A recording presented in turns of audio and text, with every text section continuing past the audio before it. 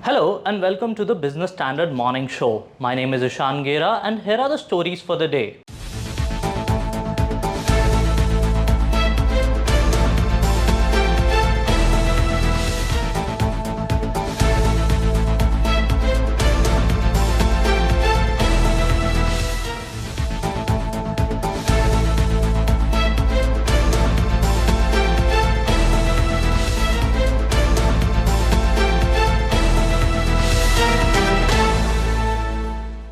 Air India has unveiled a 5-year transformation plan that is expected to triple its domestic market share and close the gap with Indigo, which currently accounts for a lion's share of the passenger pie. The aim is to put the airline on a path of sustained growth, profitability, and market leadership. So, can Air India become the Maharaja of Indian skies again? Let us find out in today's episode.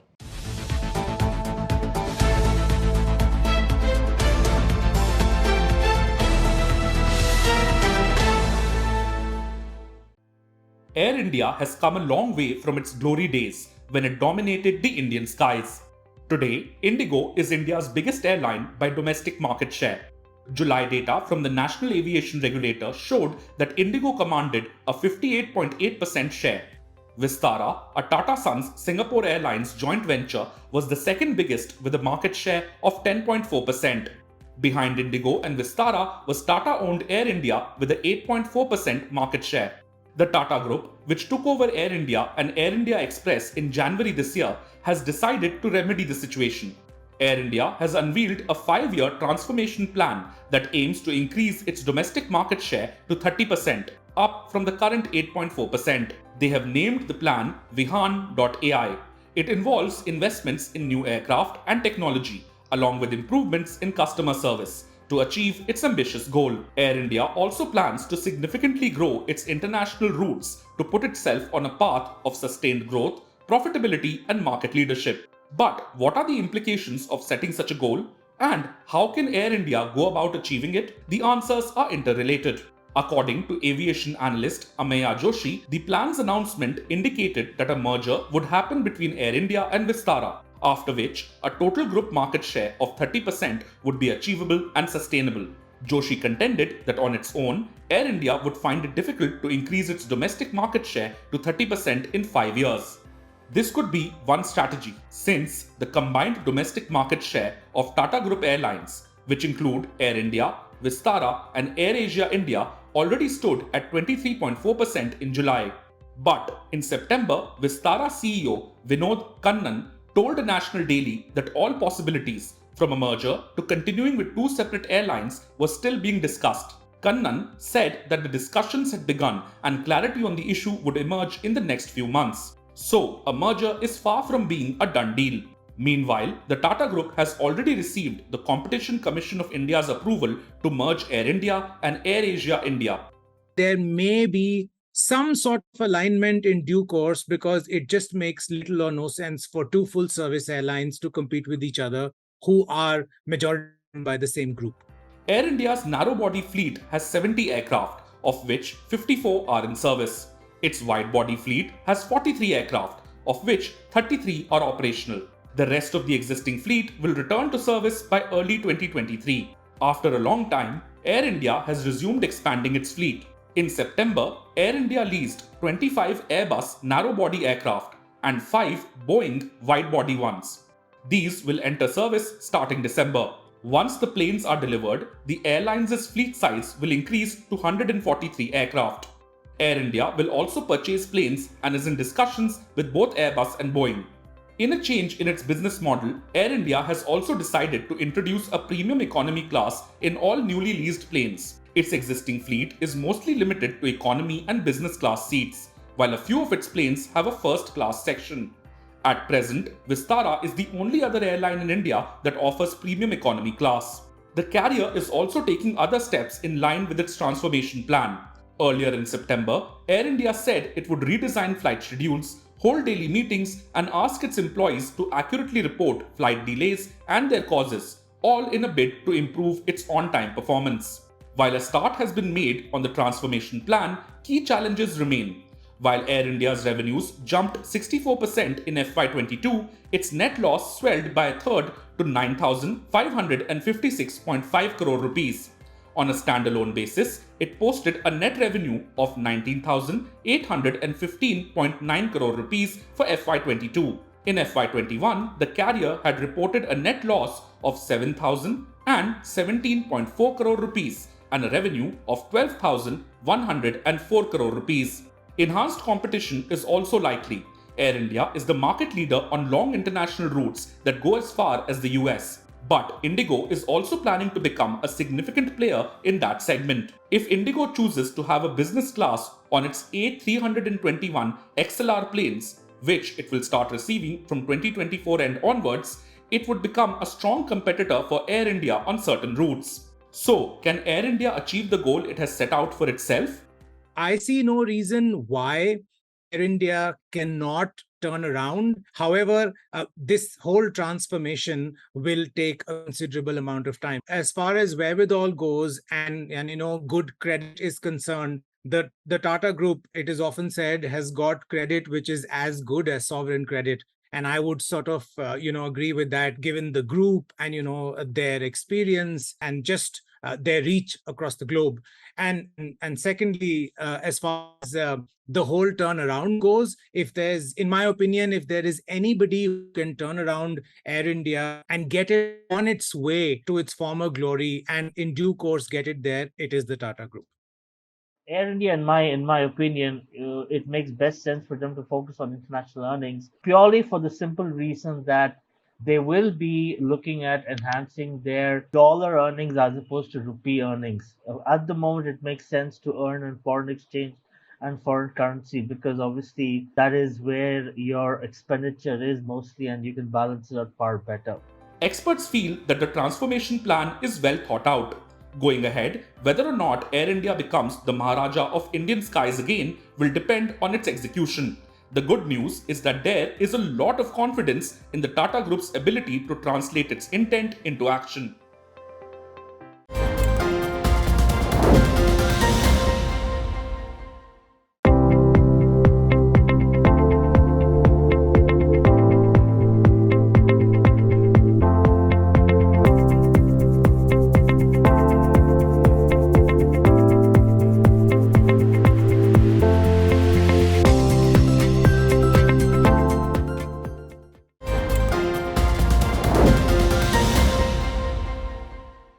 After the Maharaja of Indian skies, let us move on to the king of grass courts who claimed a record 8 Wimbledon titles. Roger Federer has decided to quit tennis after quite a successful career spanning over 24 years. From an angry kid who slammed his rackets on the ground after losses to a tennis star who never lost his cool even during the nerve-wracking matches with his arch-rival Rafael Nadal, his tennis journey was phenomenal. Federer not just clinched 20 Grand Slams on the courts, but also a litany of brand endorsements. Our next report offers a peek into the financial side of the tennis legend.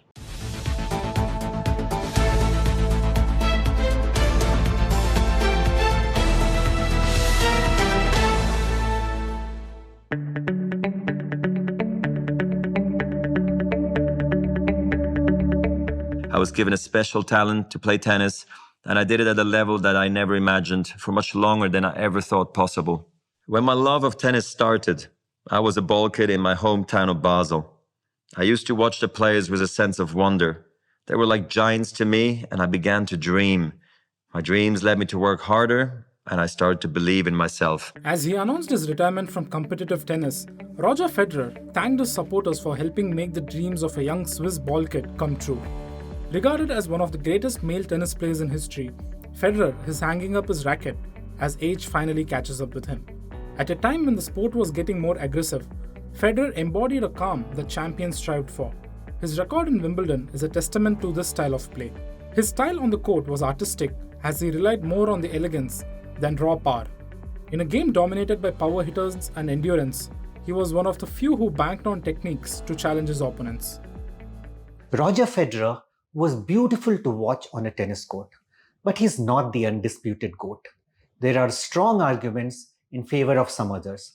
I would say the answer to the GOAT question might not even be a man. it could well be Martina Navratilova, or it could be Steffi Graf. Federer did not do too badly either, with 103 singles titles, 20 of them Grand Slams. But his biggest contribution to the sport may have been that he made everyone believe a man's tennis career need not end around the age of 30. He played at the top level till 40, clocking 1526 singles matches and 223 doubles. On June 18, 2018, Federer reclaimed the number 1 ranking after a gap of 5 years. He was 36. He became the oldest to be number 1 since the ATP started publishing the rankings in 1973. At 10 tournaments, he holds the record of being the oldest champion. Pete Sampras, the best player of the 1990s, retired at 31. Andre Agassi played till the age of 36, but he never became number 1 after turning 33. Federer has made everyone believe you can go on if you look after your body and mind. For proof, look no further than Djokovic. The way the man is going, it seems no one, not even a Kyrgios in full flight, can stop him, even without the vaccine. Federer has not played a single match in nearly 14 months. His last competitive appearance at Wimbledon in July 2021 was a quarter-final defeat. Yet, in the 12 months leading to May 1, 2022, the 41-year-old made an estimated $90 million before taxes and agents' fees. On Forbes' 2022 list of the world's highest-paid athletes, Federer took the 7th spot, even though he won only about $700,000 in prize money during the period. While he was the world's highest-paid athlete on the 2020 list, with a total of $106.3 million, he remained the highest-paid tennis player for 17 straight years. His on-court earnings through prize money since turning pro in 1998 totaled $130.5 million, the third in ATP Tour history, behind Djokovic and Nadal. However, Federer had no contest off the court. He made about $1 billion across his career through sponsorships, endorsements, appearance fees at tournaments, and lucrative exhibition events. His career earnings total of $1.1 billion before taxes and agents' fees is more than double that of Nadal's $500 million and Djokovic's $470 million. He is only one of the 7 athletes across sports to have surpassed $1 billion while still active. When Federer described his sponsors as partners in his statement, he did not mean it as a mere formality.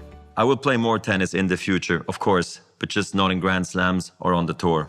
I want to thank my loyal sponsors, who are really like partners to me. Federer has an endorsement portfolio of 14 brands, half of whom have been sponsoring him for more than a decade. These include Mercedes-Benz, Credit Suisse, Rolex, Lindt, and Wilson. His other sponsors include Uniqlo, Gillette, Barilla, NetJets, and Rimowa.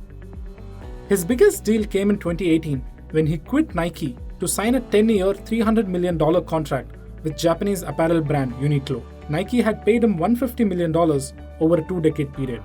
Even as his on-court visibility fades, Federer can expect most of his sponsorships to continue into retirement. Few athletes have transcended their sport like Federer, but how did he earn the loyalty of his sponsors? Djokovic, for instance, is a very funny guy on the net. You know, he can be very jocular. He can actually be very aggressive. There's a bipolar, if I may, personality to it, which means he will go high, he will go low, he can get angry. John McEnroe was only the angry type. You know, he would only show his anger on the nets.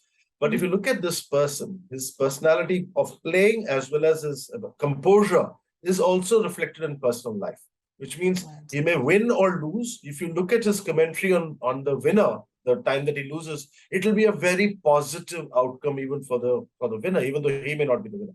And this is something that everybody, the audiences appreciate a lot. So this is a man who gives actually hope and brings in enthusiasm to the game naturally. And when that happens, it's a future connection that he builds with his audiences. Federer has been long planning for life after professional tennis. In 2013, he and his agent Tony Godsick co-founded player management agency Team 8. The tennis legend is set to retire after next week's Laver Cup in London. The tournament, which became an official ATP event in 2019, is owned by Federer's Team 8.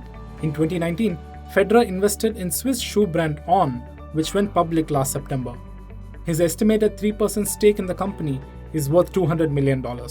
His sharp business decisions could one day make him the 4th athlete billionaire after Michael Jordan, LeBron James, and Tiger Woods.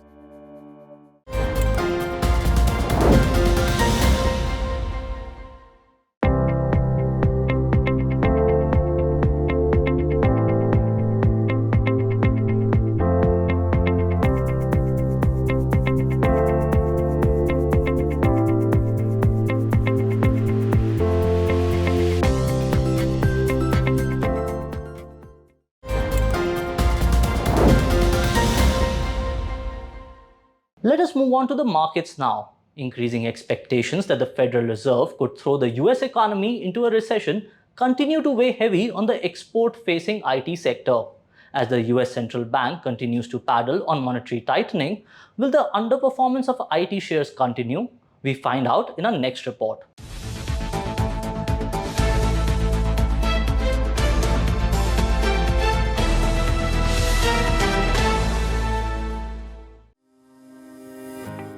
Indian equities succumbed to global sell-off last Friday as the World Bank warned against a global recession in 2023. This, the agency said, would be on the back of the central banks across the world simultaneously hiking interest rates in response to inflation.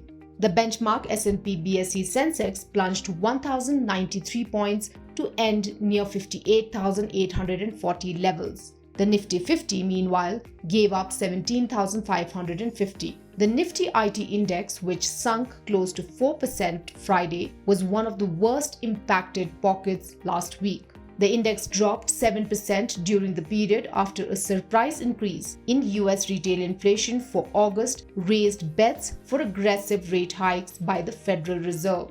On a year-to-date basis, the index is down 31%, even as the Nifty 50 index is up 1%. Against this backdrop, analysts foresee more pain for the Indian IT companies, which have recently started freezing employee payouts to mitigate margin pressures. I feel so. No, things are not looking good, and when stocks don't perform, people tend to dump it. So, what is correcting has to come to a deep value before it can rally. So I think more correction is possible in IT. Bank will be an outperformer. Consumption story will be an outperformer. IT, metals, and there are few sectors which will underperform the market. This quarter, it will be very difficult for anyone to say. But going forward, we expect. The management will never indicate us, but we expect a slowdown in revenue and contraction of margin also.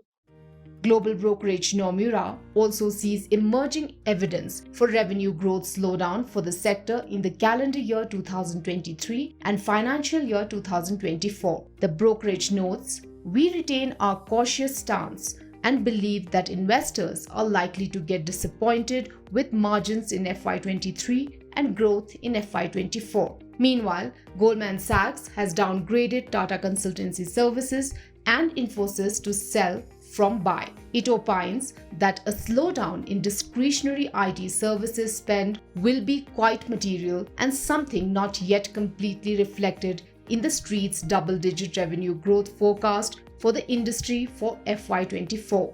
Technical charts too project a weak outlook for related stocks.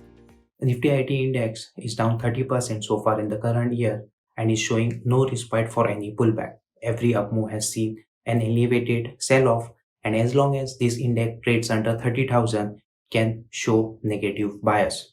Only a decisive move over 30,000 could see a breakout towards 32,000 levels. On the downside, it has a support of 26,000 mark.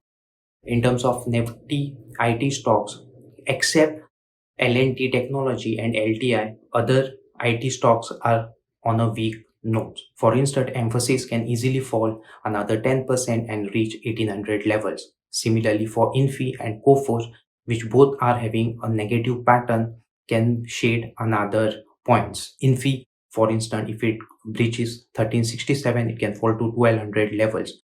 For Coforge, it can easily slide to 3000 levels. On a broader perspective, Nifty IT pack is looking weak and can easily fall another 10% if Nifty IT index doesn't hold ground at current levels. This week, investors will track the US Fed's rate hike decision on Wednesday, which will guide the near-term market trajectory. Bank of England's policy rate outcome will also be monitored on Thursday.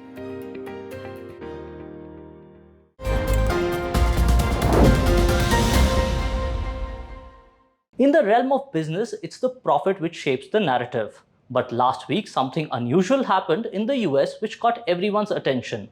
A billionaire announced to donate his company, which he had founded about 50 years ago. And the reason? He wants to fight climate change. Watch our next report to know why he did it.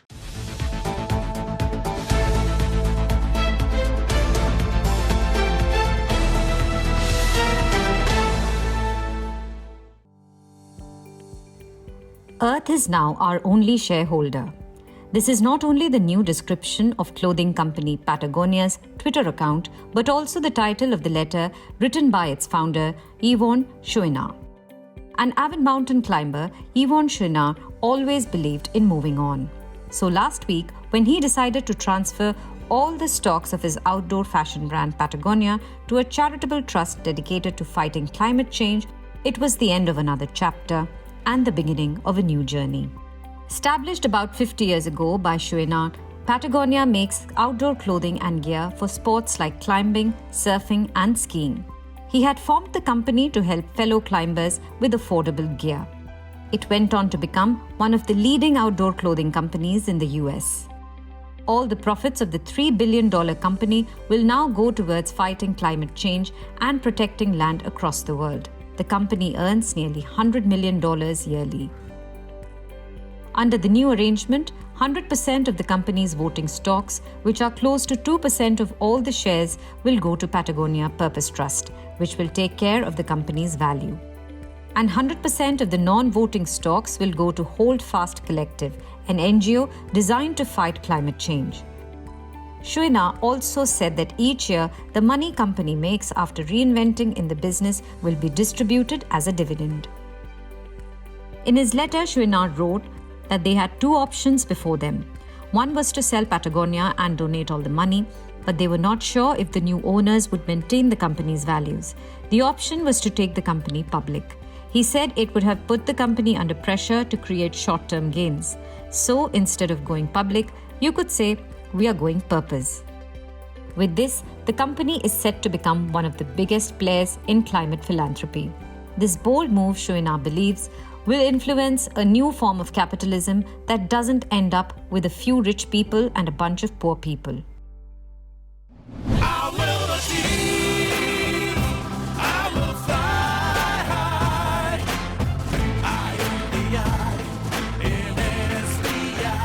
I'm backed by the nation's trusted bank, SBI, the banker to every Indian. According to reports, an article in Forbes added Yvon Chouinard to its list of the world's richest people made him think that he had failed to make the world a better place. That's all for today. For more news and analysis, log on to businessstandard.com.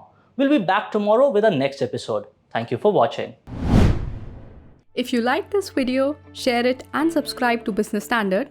For more news, views and insights, log on to www.business-standard.com. Do also follow us on YouTube, Twitter, Facebook, Instagram, Telegram and LinkedIn.